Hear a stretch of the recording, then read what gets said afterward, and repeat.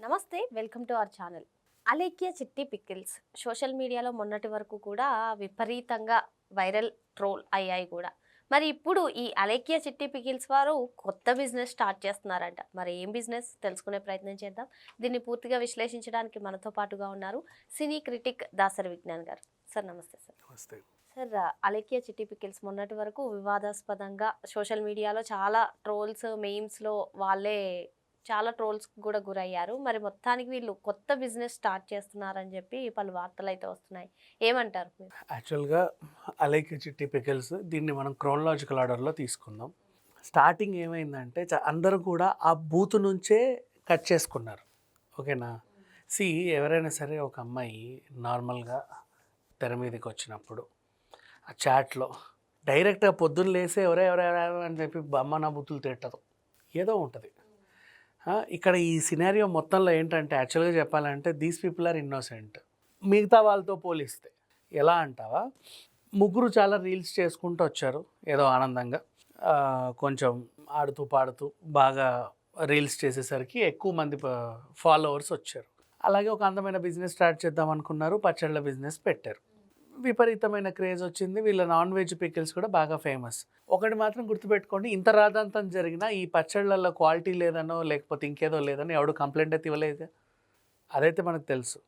So quality అయితే maintain చేస్తున్నారని అనుకుందాం ప్రజెంట్. నౌ వాట్ హ్యాపెన్, సడన్గా ఒక బూత్ బయటకు వచ్చింది. అందరు అక్కడి నుంచే చూస్తున్నారు కానీ అసలు స్టార్టింగ్ ఏమైందో ఎవరు పట్టించుకోవాలి. నీ రేటు మరీ ఇంత ఎక్స్పెన్సివా అన్నాడు వాడు. నీ పచ్చళ్ళ రేట్లు, నీ నాన్ వెజ్ పికిల్స్ రేట్లు, నీ మెనూ కార్డ్, నీ టారిఫ్ కార్డ్ ఇంత ఎక్స్పెన్సివా అనలా. మళ్ళీ మళ్ళీ మళ్ళీ మళ్ళీ చూసుకో. ఇప్పుడు ఎవరిది తప్పు? మనందరం ఆ పిల్లలు తిట్టారు అంత బూతులు మాట్లాడతారా?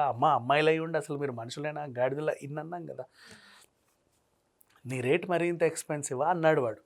యాక్చువల్గా ఎప్పటి నుంచో చాటింగ్ చేస్తున్నాడు వాడు. అదేంటి ఇదేంటి మీరే చేస్తారా పచ్చళ్ళు, మీ సున్నితమైన చేతులతో ఎలా చేస్తారు పచ్చళ్ళు, అయ్యో కందిపోవా అంత కారం కారం, ఇలాంటి అడ్డమైన రే నువ్వు కొంటావా కొనవా ఈవిడ.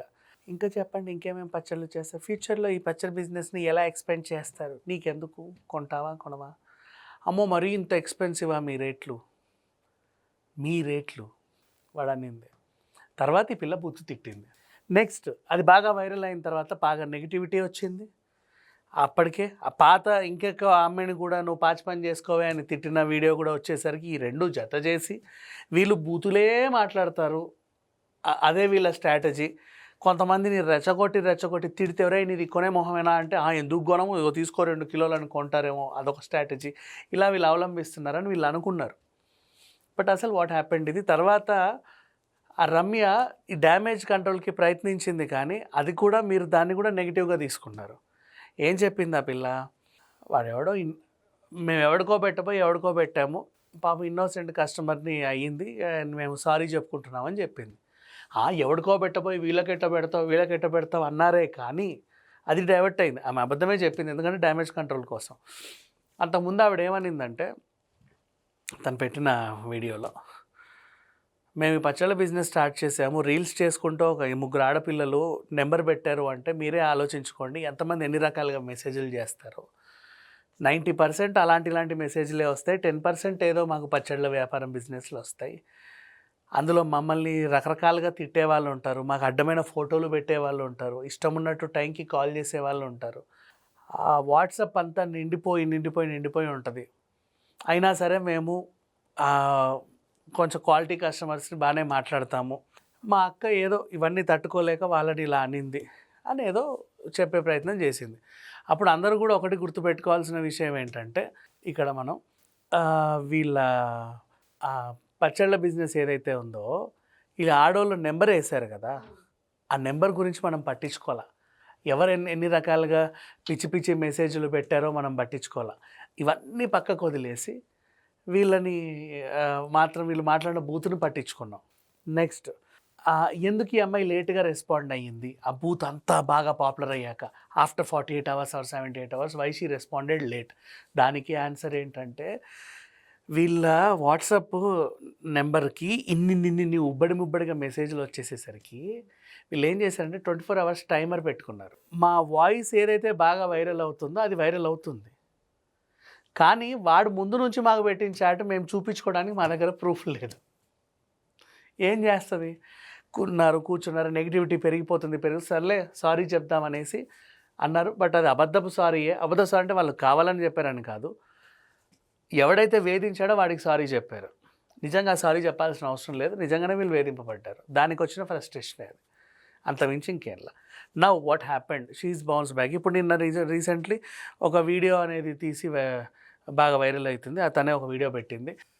అసలు యాక్చువల్గా నా మెయిన్ ఇంటెన్షన్, నేను ఆడిషన్స్కి వెళ్ళి ఏదో సినిమాలో ట్రై చేస్తున్నాను క్యారెక్టర్స్ కోసం.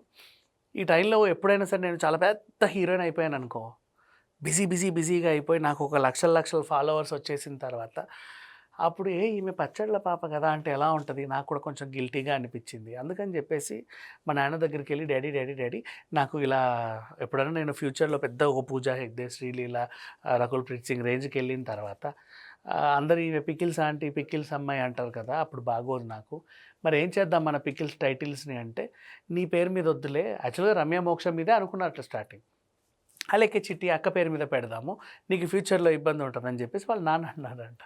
అందుకని చెప్పి అలాగే చిట్టి పెట్టి, ఇప్పుడు ఎలాగో పేరు డ్యామేజ్ అయిపోయింది కాబట్టి మళ్ళీ నా పేరు మీద కొత్తగా స్టార్ట్ చేస్తాను నేను. ఇక నుంచి మీరు మంచి క్వాలిటీ ఇస్తాను, సరళమైన ధరలకే మీకు ఇస్తాను, అవసరమైతే బై 1 get 1 ఫ్రీ కూడా ఇస్తాను, తక్కువ రేట్లకే మీకు అందిస్తాను, రండి మా పచ్చళ్ళు కొనండి, ఆస్వాదించండి అని హ్యాపీగా పెట్టుకున్నారు. ఇది ఆవిడ. కాకపోతే ఇక్కడ ఒక చిన్న సవరణ, ఆవిడ లాస్ట్కి ఏమనిందంటే, పచ్చళ్ళ వరకు బాగానే ఉంది, అంతా ఓకే, మీతో మాట్లాడడానికి మాత్రం నేను ఇంకొక కొత్త తలకాయని పెట్టాను మీకు, అంటే కాల్ సెంటర్ అమ్మాయో అబ్బాయో హూఎవర్.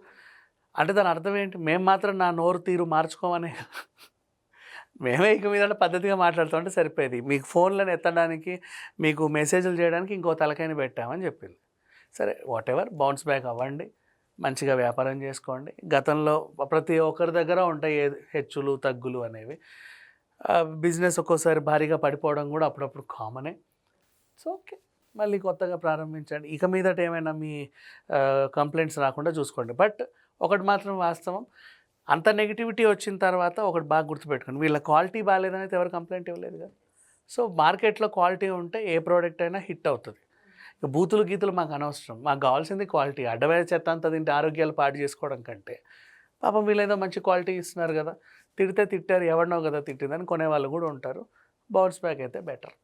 అంటే మొత్తానికి ఈ నెగిటివిటీతో బిజినెస్ మీద ఏమి ఇంపాక్ట్ చూపించదని చూపిస్తుంది, బట్ ఉంటాయి కొన్ని మరక మంచిదేలాగా జస్ట్ సెట్ అయిపోతుంది. మరో అంశంతో మళ్ళీ కలుద్దాం. Thank you.